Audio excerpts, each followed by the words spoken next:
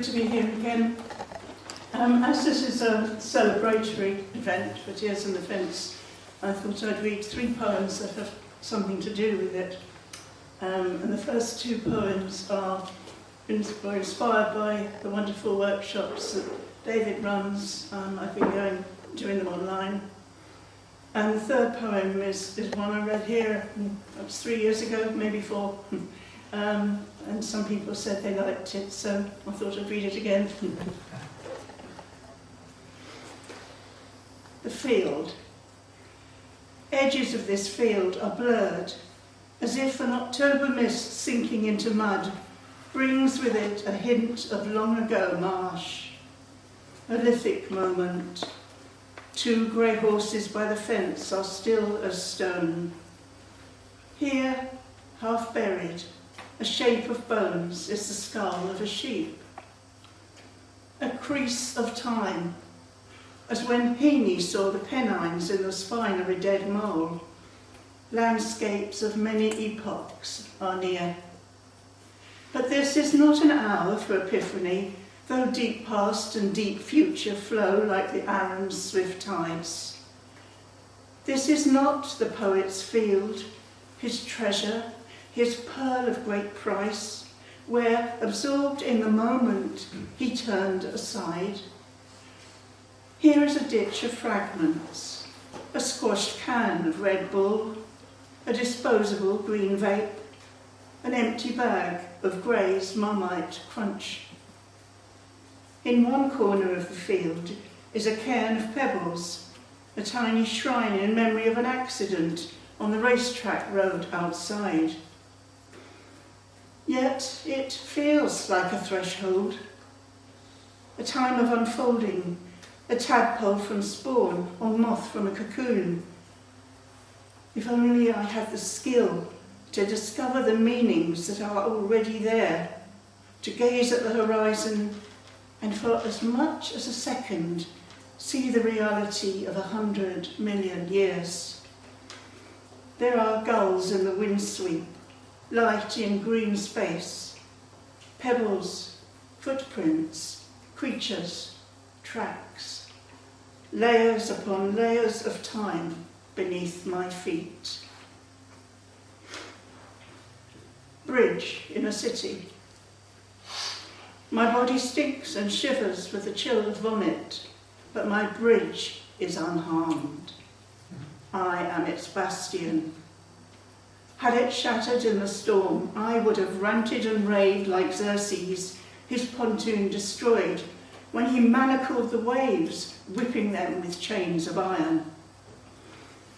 Above me in the darkness, a crimson blaze of fires along the grid, and a crash as a structure 5 levels high sways in the wind, pitches down, bodies tip out. 1 dozen, 100, an everyday sight.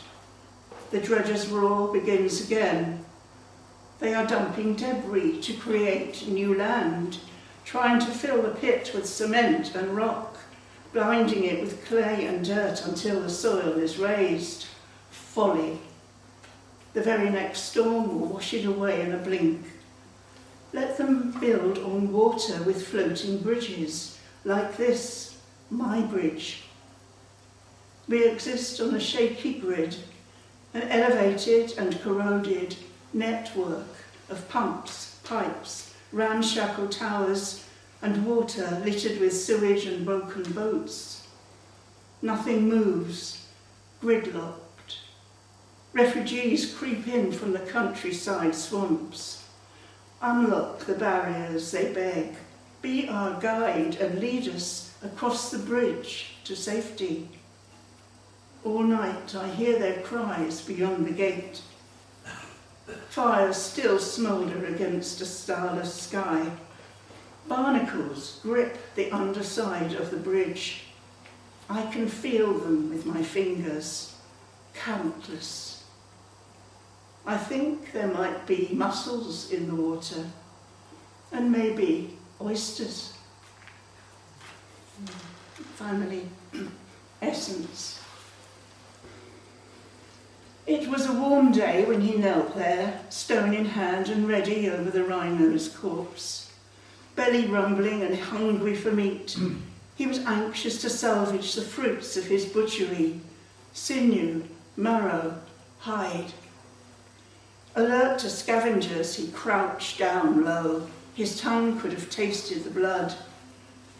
As he started to cut, his stone hit spine, jerked his hand upwards, bashing his lips, knocked out the 2 front teeth. So far, imagination with some facts. Of this particular Homo erectus, we have only his teeth in the grit, but traces were found in the quarry of bison, deer, small bird skeletons, and a hole where the rhino had sipped.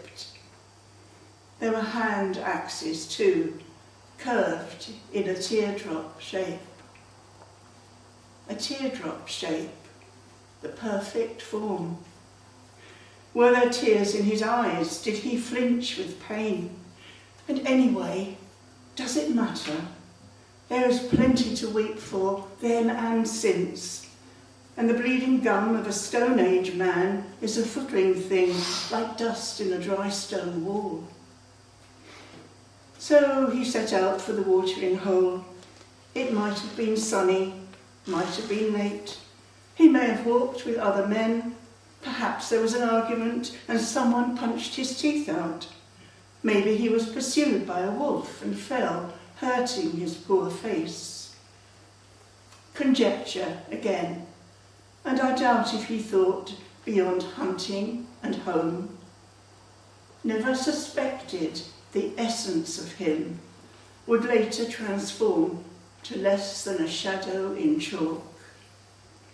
And he'd never have known that a part of him, the remembered bit, would be his 2 teeth with a stone like a tear nearby.